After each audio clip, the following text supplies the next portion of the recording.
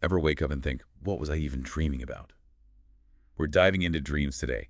We've got a ton of research and expert insights to figure out what's happening when we sleep. We'll look at how dreams change during the night, why we remember some and forget others, and if those weird scenarios even mean anything. I've always wondered about those universal dreams, Yeah. like teeth falling out. Are they really universal or just super weird? We'll debunk some myths and see what your dreams might be saying about your life. So first up, the science of dreams. One thing that surprised me is that dreams aren't just in REM sleep, that deep sleep where your eyes move around. Exactly. We dream in both REM and NREM sleep, but REM dreams are usually more vivid and memorable. NREM is a lighter sleep stage. So those times I wake up from dreams that felt more thought-like, less intense, that could be NREM. You got it. NREM dreams get more dreamlike as the night goes on.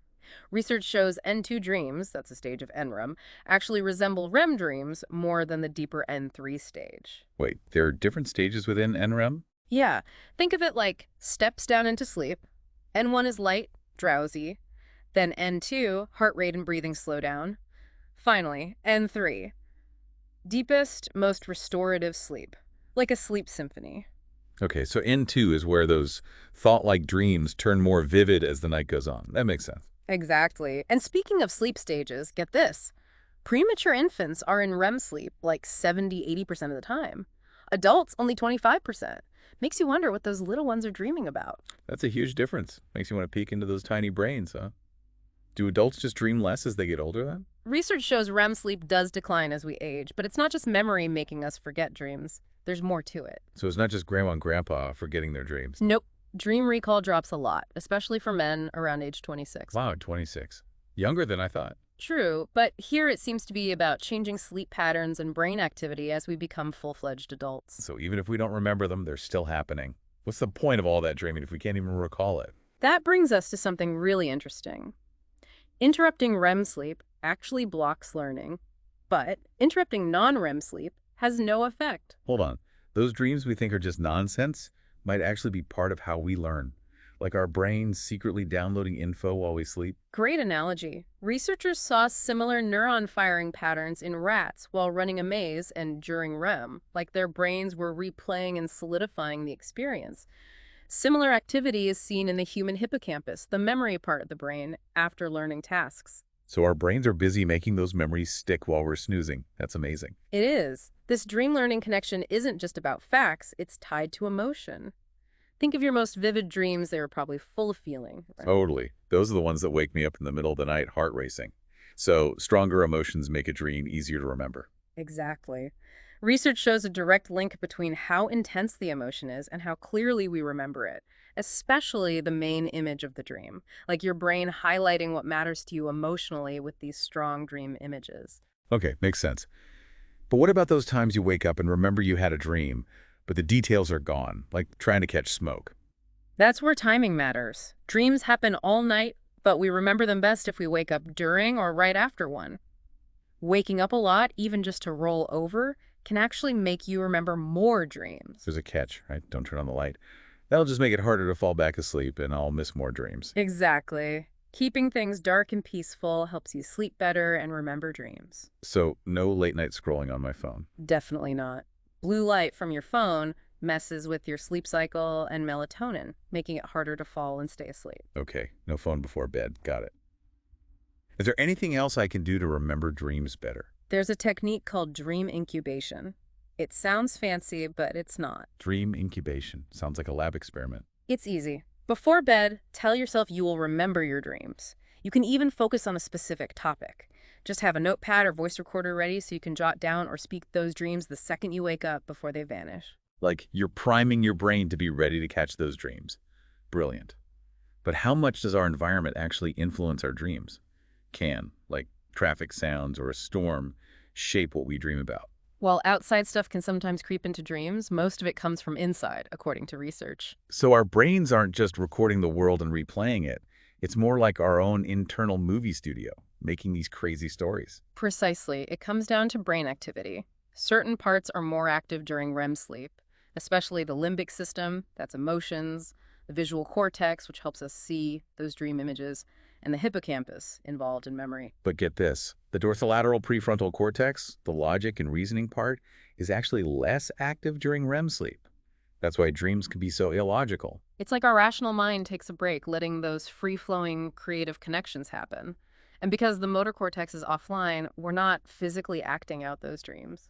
Probably a good thing. Imagine waking up having actually flown off the roof because you dreamt you were Superman. Exactly. We're usually safe in bed, but research does mention cases where this motor inhibition isn't perfect, and people sleepwalk or act out dreams. Like that story about the Boy Scout who walked out of his tent sleepwalking because he was dreaming about a flood. Really shows how powerful dreams can be. Even without moving, our brains are processing and connecting info in complex ways.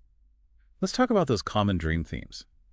Are there really universal dreams like teeth falling out or showing up naked somewhere? And what do they mean? Research actually challenges those universal dream myths. What we call universal might just be more memorable because they're emotional, not because they happen more often. So it's not that everyone dreams about teeth falling out, just that those who do remember it because it triggers strong feelings of anxiety or vulnerability. Exactly. When researchers looked at huge databases of dream reports, these universal themes weren't that common. So dreams about everyday things like watching TV or shopping just aren't as memorable, even if we dream about them more. Seems that way. Our brains prioritize emotionally charged experiences even in our sleep. Makes sense. We're wired to pay attention to threats and danger, even if they're just in our dreams. That brings up a key point. Dream content is almost always about you. Your experiences, anxieties, emotions, they're all in those dream scenarios, even if it's not obvious. Like our dreams are a mirror to our inner world, showing our deepest fears, desires, and unresolved conflicts. Precisely. Even the characters in our dreams, as weird as they can be, often represent parts of ourselves. So that dream I had arguing with a giant talking banana, was that banana? Me. It's possible. Think about the banana's qualities. Stubborn, goofy, wise. Those might reflect something within you, even if it seems totally absurd. Whoa, that's mind-blowing. Like our dreams are speaking a secret code using metaphors and symbols. Exactly. That's where dream language comes in. Dreams rarely speak literally. They communicate through metaphors and symbols. It can be tough to decode, but it's revealing once you get it. So teeth falling out probably isn't about the dentist, but maybe feeling out of control or powerless in life. Exactly. Different psychological ideas can be helpful for understanding these dream metaphors and symbols. We've got Jungian and Gestalt psychology here. Jung's idea of the shadow self, those hidden parts we try to repress, and how dreams can help us integrate them is super interesting. It is. The Gestalt idea of role-playing, actually speaking as a dream object or character, can help uncover deeper meaning and the emotional dynamics in dreams. But before we go there, let's look at how dream content changes throughout life. Research shows some interesting patterns. Like children's dreams are full of animals, monsters, being chased makes sense when you think about how much is new to them. It's like their dreams reflecting how they see themselves and the world. As we become adults, those themes shift towards relationships, careers, big life changes, the things we're focused on when we're awake. So our dreams grow up with us. Exactly. As we get older, we might dream less often and have shorter dreams, and the content may shift towards themes of death and reflection. Like our dreams mirroring our whole lives, reflecting our changing concerns as we go through different stages. So what does this tell us about how we should approach our dreams?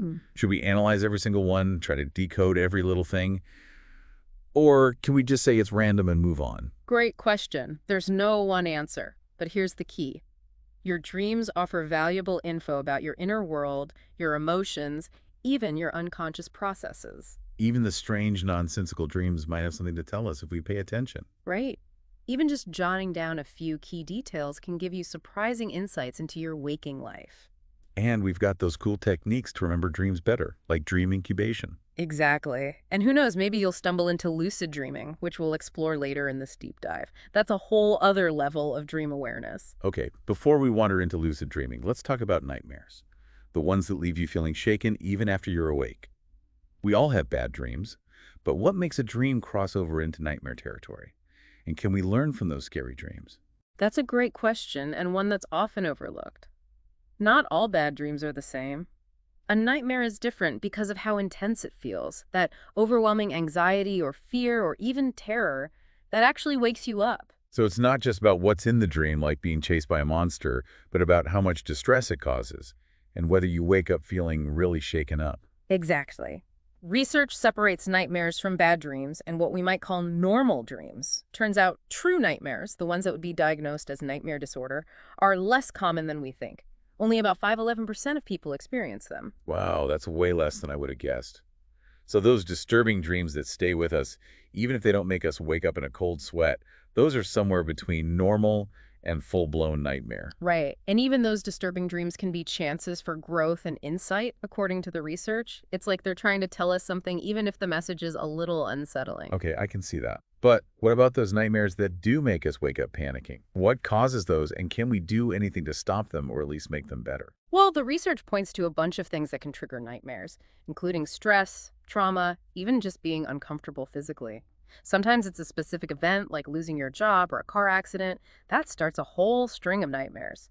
Other times, those nightmares might be coming from deeper unresolved issues, maybe even stuff from childhood that we've completely forgotten about. So our past experiences, even the ones we don't remember, can affect our dreams. Ugh. It's kind of creepy, but also fascinating. It is. Shows you the power of the subconscious mind.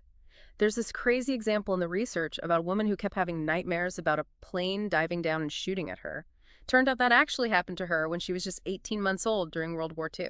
No way. Yeah. It's like those early experiences get imprinted in our subconscious and shape our dreams even years later. It's like our dreams are trying to process and understand those traumatic experiences even after so much time has passed. So those nightmares, those scary images and emotions, they might actually be our brains working through those unresolved issues. Exactly. And that's where Jung's idea of the shadow comes in. He saw nightmares as a way of facing those darker, hidden parts of ourselves that we usually try to push down. Those shadowy figures, the monsters that chase us in our sleep. They might represent our fears, anxieties, the parts of ourselves we don't want to admit are there. So maybe those monsters aren't something to be scared of, but something to try to understand. It's a different way of looking at it, right? There's a funny story in the research about a woman who finally turns and faces the monster in her nightmare. And the monster just says, "I don't know, lady, it's your dream." That's hilarious. But it also makes a good point. We are, in a way, creating our own nightmares. Exactly. And by facing those shadowy figures, by interacting with them in our dreams, we might be able to take back some of that power and make them less scary. So facing our fears, even in dreams, can help us heal and become more whole. It can. And research also mentions lucid dreaming as a way to work with nightmares. If you become aware that you're dreaming while you're having the nightmare, you might be able to control what happens in the dream and even face your fears head on. So it's like becoming the director of your own mind. You're not just watching anymore, you're actually in charge. Exactly. Lucid dreaming isn't a quick fix, but it's an interesting way to explore and maybe even change those scary dream experiences. But lucid dreaming sounds hard.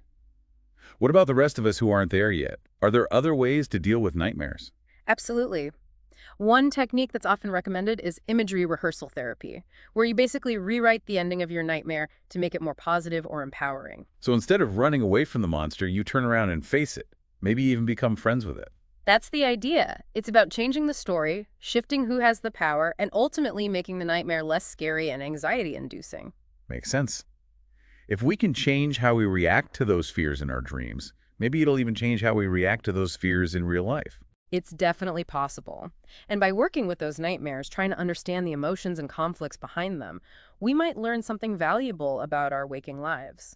So it's like those nightmares are trying to tell us something important, even if it's not always something we want to hear. Exactly. Right? Like those friends who always tell you the truth, even when it's hard to hear. Okay, so we've talked about nightmares, but what about those dreams that aren't necessarily scary, but still have strong emotions and vivid imagery? How can we figure out what those dreams mean and get some insights from them? Well, remember how we talked about dream language being mostly metaphorical? The key is to look beyond what literally happens in the dream and think about those deeper emotional connections. So if I dream about flying, it might not mean I literally want to grow wings and fly. Maybe it's about feeling free or liberated in some part of my life. Exactly. The research mentions some interesting tools for decoding those metaphors. One way is to just define what the things in your dream are and what they do. So if I dream about a car, I might ask myself, what does a car mean to me? What does it do? Maybe it's about control or about moving forward in life. Exactly. You're tapping into your own personal associations and what things symbolize. And if there are people in your dream, think about their personality and how that might relate to your own personality or the situation the dream is about. So if I dream about my childhood best friend, it might not be about them literally, but about the qualities they represent, like loyalty or playfulness. And those qualities might be connected to something I'm going through right now. Precisely. There's a great example in the research about a woman who dreamt about a change purse with red and blue paint inside. By thinking about those colors and what they meant to her emotionally, she was able to connect the dream to a conflict she was having about a new job opportunity. Wow, that's amazing. It's like those random little details in our dreams can actually have a lot of meaning if we know how to look for it. Yeah. So colors can be symbolic too, not just the objects and people. Absolutely. Research talks about several ways to work with color in dreams, including using a color questionnaire to explore your own personal emotional connections with different colors. It's fascinating how those meanings can shape our dream experiences. So it's not just about the things that happen in our dreams, but about the feelings and sensations, the colors and textures that create those rich dream experiences. You got it. And by paying attention to all those details, even the small ones, we can start to understand what our dreams might be trying to tell us. It's like being a detective in our own minds. I love that. But how do we know if we're interpreting our dreams the right way? I mean, dreams can be so subjective. Is there a way to know if we're on the right track? That's a really important question, and it brings up the need for self-reflection and honesty. Remember, dreams are ultimately about you, so the interpretations that mean the most are the ones that really resonate with your own experiences, emotions, and what's happening in your life right now. So if an interpretation feels forced or doesn't really fit, it's probably a good idea to keep exploring, maybe try a different approach. Exactly. And don't be afraid to question your own assumptions and biases. Sometimes those aha moments happen when we find unexpected connections or realizations. That's so true.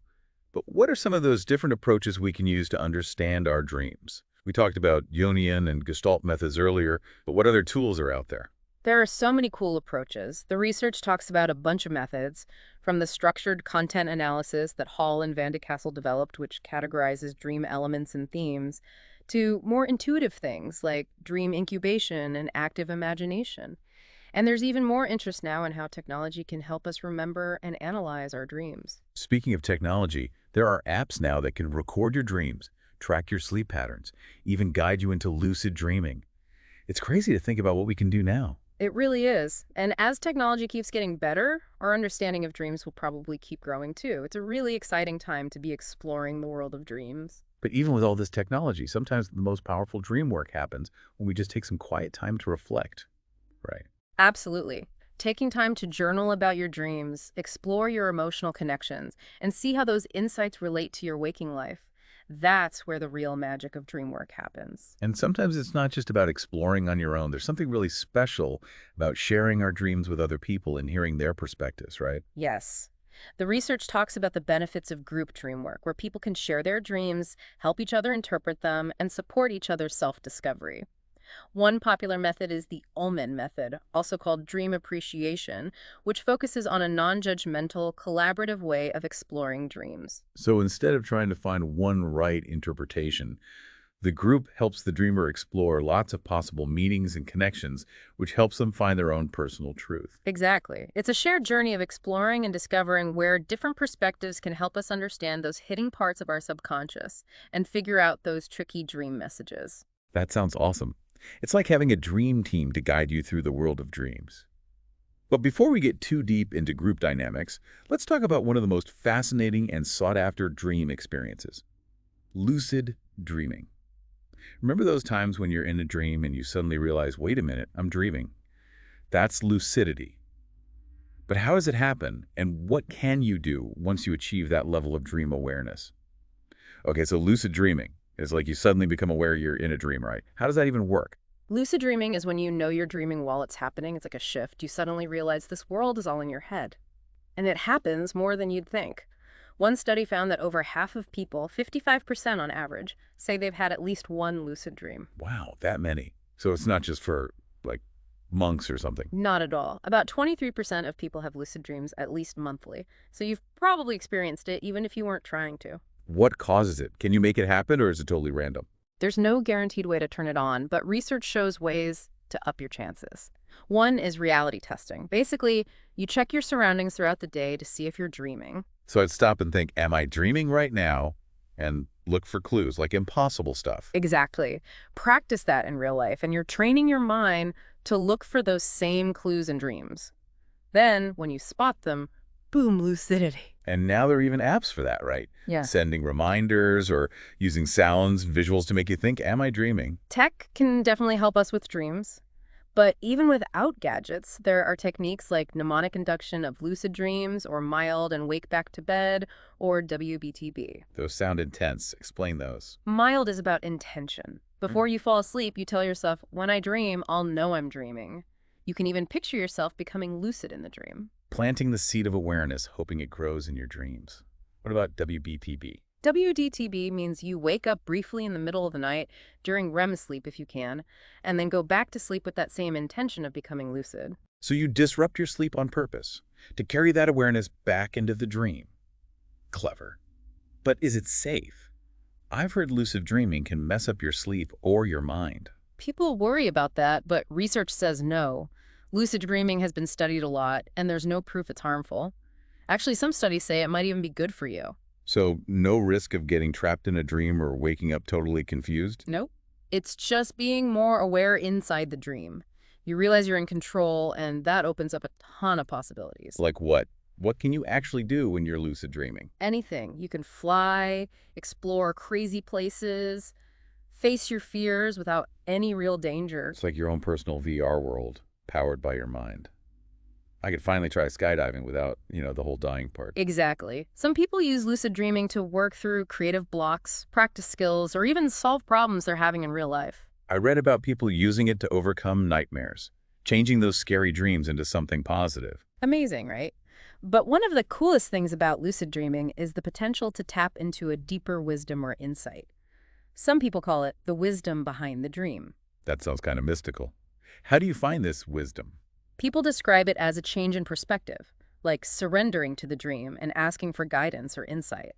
The answers can be really deep, often coming as symbols, metaphors, or even straight-up messages. So it's like getting knowledge from somewhere beyond our usual awareness. Exactly.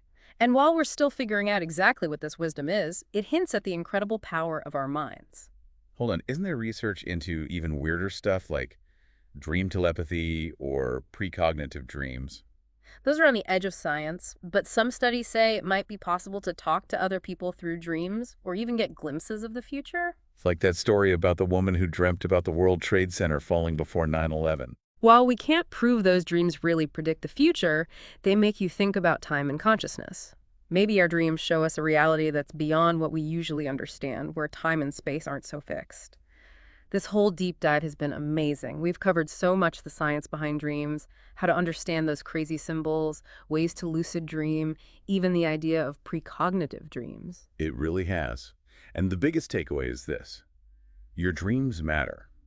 They're a window into you, full of insights just waiting to be discovered. So next time you wake up from a dream, whether it's a weird adventure, a scary nightmare, or just a normal day, take a second to think about those images, the emotions, the messages from your subconscious. Because inside those pieces of dreams, those glimpses into yourself, you might find real insights, creative sparks, maybe even a touch of magic. Keep dreaming, keep exploring, and keep diving deep into your own mind. Who knows what you'll find? Thanks for joining us on this deep dive into dreams. Until next time, sweet dreams.